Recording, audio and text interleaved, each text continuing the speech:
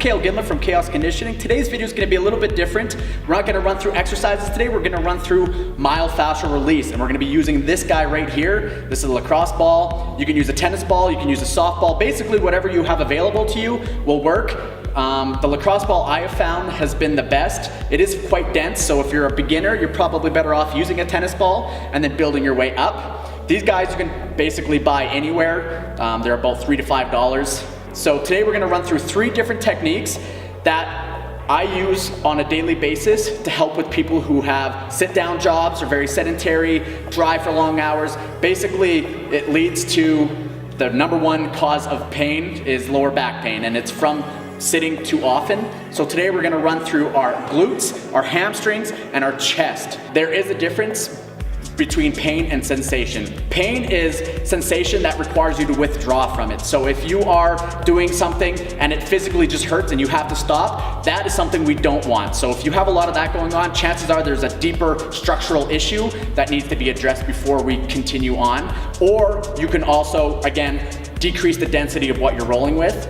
Another key point with this is the pain you do feel, it might actually be quite a bit, because I always compare this to my clients as like a deep tissue massage just for yourself. And it's gonna probably hurt, especially if you haven't done it very often or at all. So it's just kind of go in with an open mind and realize that yes, it's gonna be painful because we've created these imbalances by sitting for more than we're supposed to, because we're not actually supposed to sit from a physiological standpoint. So this is gonna help, but the more often you do it, the less pain there's gonna be, and you wanna get to a point where there is no pain. So the first one we're gonna do is we're actually gonna do our hamstrings, and we're gonna use this box. So this works a lot better if you have a hard surface. So if you're at home and you have a hard chair or a couple steps or something like that that you can sit right back on and have your legs be at 90 degrees, that's gonna be ideal. So a key point in everything I do, everything you should do, is we need to be keeping a neutral spine while doing everything. So back up nice and tall. You're gonna take the lacrosse ball and you're gonna put it right below your butt on the inside medial part of the hamstring. So you're gonna be getting pretty close to that groin area. So you're gonna sit up nice and tall. You're gonna push your weight down on the ball. And for some people this is enough, but otherwise, again, sitting up nice and tall, putting weight on our leg, toe up, and we're gonna extend our leg nice and slow. Again, everything we do here needs to be slow, no jerking motions, just smooth, and you're trying to extend your knee as far as you can possibly extend it. If there's not a lot of pain, you can move on, and the idea is to work systematically in a zigzag pattern all the way down from the inside of the hamstring to the outer part of the hamstring, all the way down, and you can get all the way down into the fleshy part in the mid hamstring, kind of right above the knee. And people are gonna feel different areas differently, but chances are it's gonna be a pretty intense stretch. So make sure that if you're extending your leg, you're not overdoing it either. You might get a little bit of shaking because we are reworking the central nervous system at the same time, but you're gonna spend probably a good 10-15 minutes per leg. As you get more and more adept at doing this, chances are you could probably do each leg within about 5 minutes.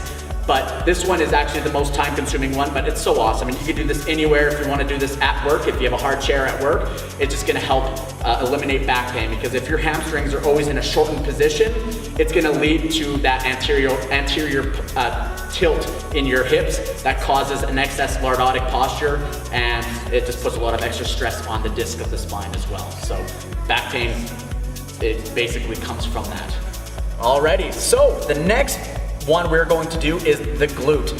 So again, from sitting too long, externally rotating, lots of vehicles just with the bucket seating, they end up forcing your legs out. So if you end up driving lots, I've had a lot of people who come in with sciatic-like issues, but it tends to be stemming from the piriformis muscle that goes over the sciatic nerve. And if that part of your glute is really tight, then this is an awesome tool to use. Again, figure out what density works best for you, but we're gonna lay down on our back.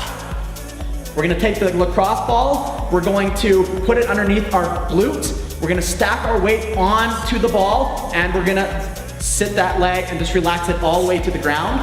You're gonna put that foot up on the other foot just to totally relax the glute, because you wanna be in a completely relaxed position. And you're gonna wiggle around. As long as you stay on the fleshy part of the glute, there shouldn't be any issues with that, and you're gonna wiggle around and try to find that trigger point or that spot that goes, holy man, and you're gonna sit on that spot for a minute to 3 minutes depending on the severity. But otherwise, this is a nice slow technique, so you're gonna slowly move every time you breathe. Try to focus on having your body sink into the lacrosse ball more, and that's gonna help you get into a nice relaxed position. But again, you're gonna work anywhere from 3 to 5 minutes per glute, depending on the severity or the pain or the sensation, and you're gonna move on. Alrighty, the last technique is gonna be for the chest. So if you have a desk job, if you're driving, chances are the posture you're gonna be sitting at is this.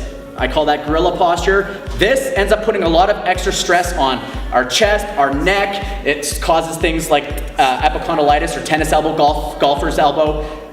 Either way, this is gonna be a great technique that you can use and you can do at home or at work.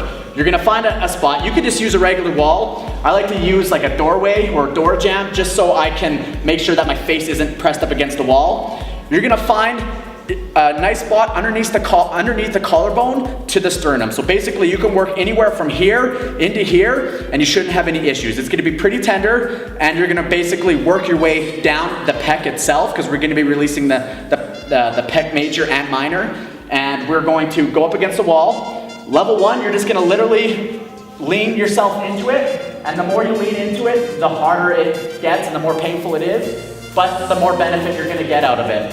To fix this posture, the best way to do is you're gonna put your hand behind your back and you're gonna lean into it. So it helps release that pec minor that ends up causing that internal rotation of the shoulder joint itself. And that is the key to releasing things like tennis elbow, all the inflammation, just because things aren't stacked properly.